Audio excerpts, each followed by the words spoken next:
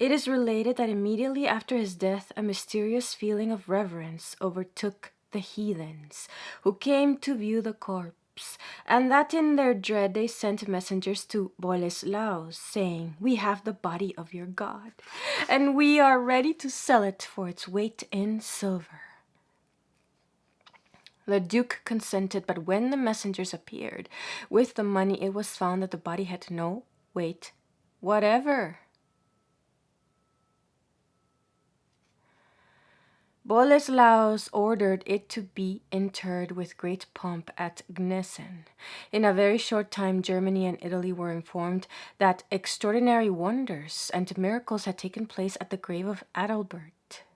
The Emperor Otto III, in order to display his seal for the propagation of Christianity, and the respect which he entertained for the memory of Adalbert, undertook a pilgrimage to his grave in the year 1000.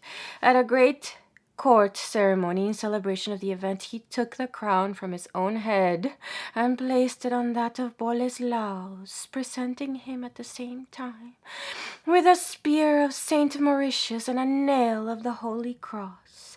In addition, he declared that Boleslaus, on account of the brotherly love he had displayed towards Adalbert and the extent of his dominions, was worthy of the title of King of Poland. This rank the Duke accepted and presented the Emperor with an arm of Saint Adalbert.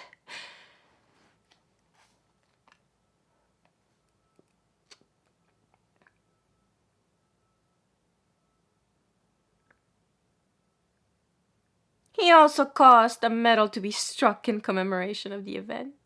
The Emperor further made Gnesen an archbishopric and bestowed the see on Gaudentius. In the year 1038, Gnesen fell into the hands of Brzezislaus, Duke of Bohemia, who carried off the body of Saint Adalbert and deposited it in the Cathedral of Prague. The Bishop of Prague was then in about the same position as Adalbert was when compelled to leave Bohemia. His successor seems to have understood how to work on the minds of the Bohemians through the miracles and wonders of Adalbert's martyrdom, for we are told that the laity and clergy now became far more exemplary in their morals. His successor seems to have understood how to work on the minds of the Bohemians through the miracles and wonders of Adalbert's martyrdom, for we are told that the laity and clergy now became far more exemplary in their morals. Churches were erected in his honor all over Europe, and in later years, the Cathedral of Königsberg was reared to commemorate him. A chapel, too, was built on the place where he met his martyrdom, and Pope Eugenius IV granted an indulgence to all those who made a pilgrimage to this hallowed spot.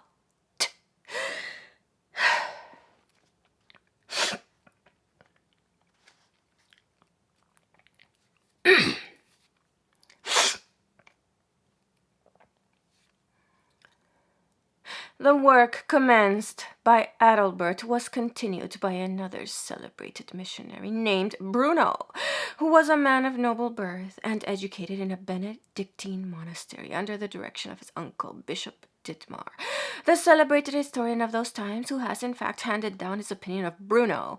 He says, "Otio negotium preposuit et sic fructificans ad maturitatem pervenit." Bruno was dispatched to Rome by the Emperor Otto for the purpose of bringing about the election of his new nephew as Pope. At the court of Rome, he became acquainted with Adalbert, who was constantly in the emperor's society, having forsaken the court. He took up his residence at the Benedictine monastery on the Aventine Hill as a monk. Here he formed the acquaintance of two monks named Johann and named Johannes and Benedict, who regarded him as a brother. It is related that all three attempted to vie with one another in self-mortification. Bruno requested Pope Sylvester II to allow him and his two companions to undertake a mission to Prussia for the purpose of assisting his friend Adalbert. This was granted, and the Pope raised him to the rank of Archbishop of the countries he should convert.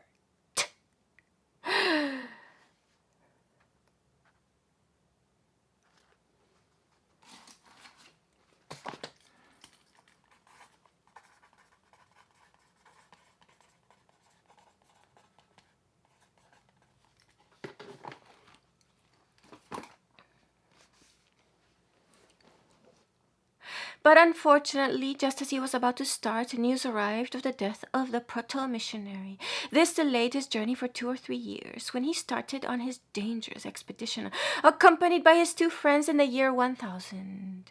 Contrary to expectation, Bruno appears to have been received by the Prussians very favorably, and to have preached the gospel for a period of 4 years. When he returned to Rome, leaving several of his companions to continue his work in recognition of his labors, he was made chaplain to the emperor, and the glowing account which Bruno gave to the papal court induced the Roman pontiff to send 2 other missionaries to Prussia.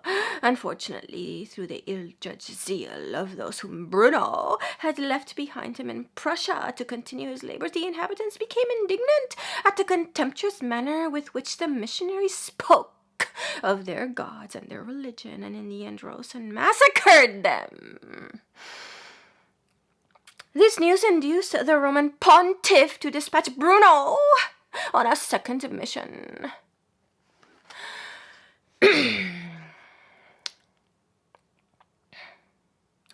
Boleslaus received him with great splendor and gave him every possible assistance, but could not give him that which the missionary most required, viz. An armed force. And his troops. Boleslaus received him with great splendor and gave him every possible assistance, but could not give him that which the missionary most required, viz. An armed force, as his troops were at that time engaged in various wars with Russia, Prussia, and also with the Bohemians, who were endeavoring to obtain Silesia. Boleslaus, however, gave him some magnificent presents, which Bruno declined to accept for himself, and requested that they should be bestowed on the church. This time the Prussians, who had become hostile to missionaries, received Bruno in a very unfriendly manner, and ordered him to return at once to Poland. On his reaching the frontiers of Lithuania, he was seized by the inhabitants and put to death with 18 of his followers. The King of Poland purchased his body and had it interred in Poland. His aged father, on hearing the news, retired into a monastery, where he died broken-hearted. The court of Rome, however, which was continually seeking to develop its power, spared no means to attain its ends, no matter in what manner those ends could be secured. Missionaries were daily sent out for the purpose of spreading the doctrines of Christianity, and these unfortunate men had often to undergo the most terrible hardships, not unfrequently to suffer a martyr's death. Brought up as they were in cloisters, they were made to believe that if they did not endure meekly all tribulation and bodily pains, their souls would be lost, and they would undoubtedly be claimed by Satan on their death. In fact, from what we can glean from the missionaries proceeding to Prussia, it would appear that the Prussians did not object to their visiting them, and the reason why Bruno was murdered was the belief that he was the emissary of the King of Poland, who wished to subjugate their country and to force them to renounce religion.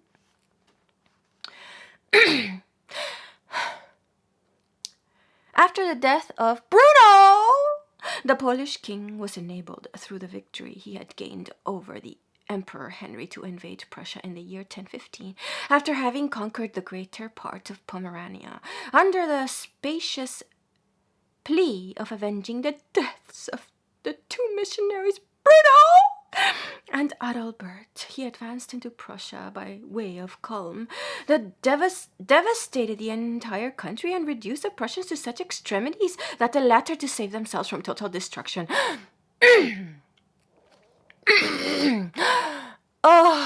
embraced the Catholic religion. That the latter devastated the entire country. He advanced into Prussia by way of Culm, devastated the entire country and reduced the Prussians to such extremities that the latter, to save themselves from total destruction, embraced the Catholic religion, to which they only remained faithful so long as their conquerors were in the country. For upwards of 200 years, a bloodthirsty war was carried on under the pretext of avenging the death of the two unfortunate martyrs, Adalbert and Bruno. The Prussians, through their crafty maneuvers and hereditary bravery, were able to maintain their independence and religious rights, although the neighboring tribes gradually embraced the religion of their conquerors. It now became quite clear to the Church of Rome that if the Prussians were to be converted to Christianity and reduced to submit either to Poland or the Empire, in other words, to use a modern phrase, to be brought within the sphere of European politics, the individual efforts of missionaries, however ardent and self-sacrificing, would not be sufficient. By force of arms alone could this be effected. By force of arms alone could this be effected. By force of arms alone could this be effected. By force of arms alone could this be effected. After the death of Adalbert, followed by that of Bruno, the Prussians were frequently harassed by the Poles, who were their most immediate neighbors. Under King Boleslaus, who reigned from 999 to 1025, the Poles, although nominally Christianized, were almost as barbarous as the Prussians in their manners and customs.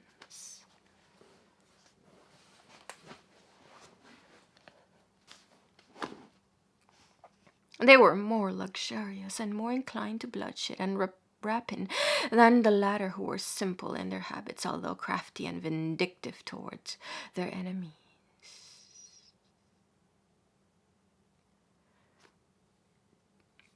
Boleslaus extended his dominions considerably, and on his death was succeeded by his son, Mieczysław II, who ruled from 1025 to 1034. He was a man of little energy or capacity and gave himself up to sensuality and debauchery, which resulted in madness and a premature death. He was a man of little energy or capacity and gave himself up to sensuality and debauchery, which resulted in madness and a premature death. During his misrule, the Bohemians, Moravians, and Saxons revolted successfully, and on his death, Poland became a prey to anarchy and bloodshed. Various chieftains contended for the supreme power. One of them, named Masus, cupbearer to the late king, seized the country between the Vistula and the Bug, which was hence called Masovia. This state of anarchy continued until 1041, when an assembly was convoked at Gnesen, in which the majority agreed to recall Prince Casimir, the son of Mieczysław, who had retired to a cloister.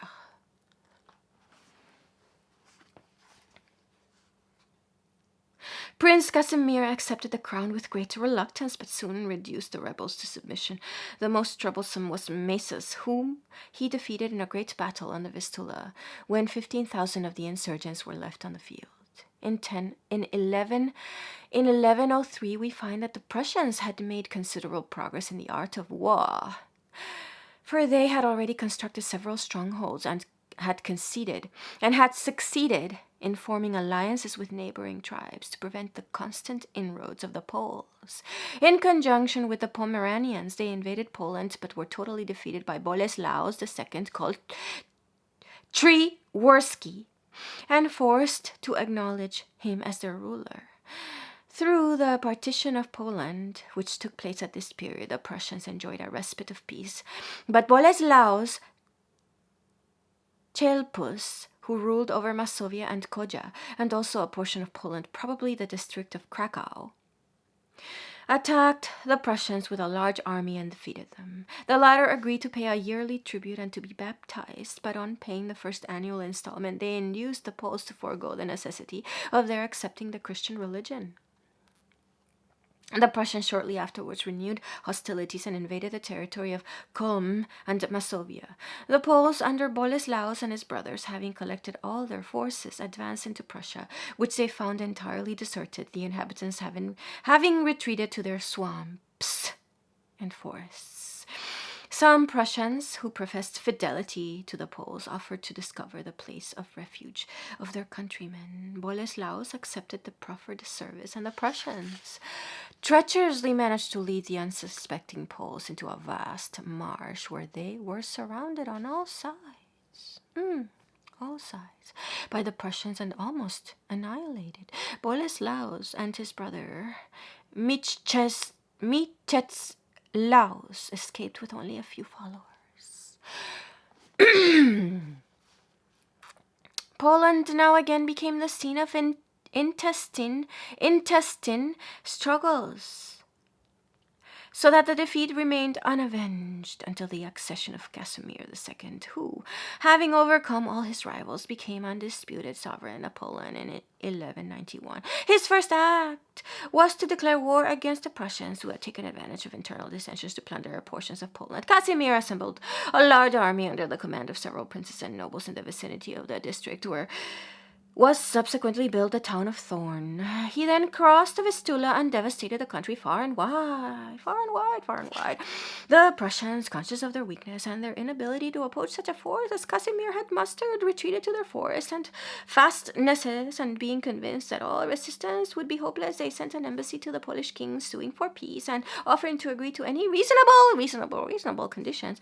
The king demanded the payment of the tribute in arrears, the restoration of all captives, and 100 hostages as security for the fulfillment of the condition. On the Prussians discharging their obligations, Casimir returned with his army to Poland, having triumphed over all his enemies. Casimir governed in peace until his death in 1194. Poland now again became the prey of civil war and intestine dissensions, as Casimir's sons were yet minors, and two rivals, Mieczysław and Lecko, contended for the crown. Mieczysław invited to his aid the Duke of Silesia and Boleslaus of Breslau. A great battle ensued, which proved undecisive, and both sides were too much weakened to renew hostilities. Mieczysław, having contrived, however, to induce his opponent to withdraw his claims, he seized the crown, which he did not live long to enjoy.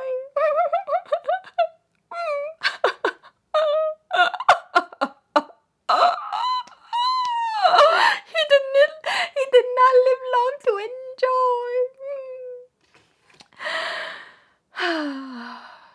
On his death in 1205, the two sons of Casimir had attained their majority and agreed to divide the kingdom between them. Duke Lecko had for his share Krakow, Pomerania, and Suradien, while his younger brother Konrad became ruler of Masovia, Kujawia, and the whole district of Kulm and Dobrin.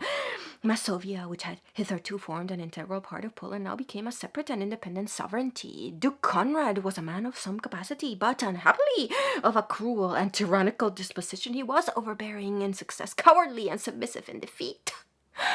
During his reign, the first serious attempt was made to convert the heathens of Masovia and the adjoining country to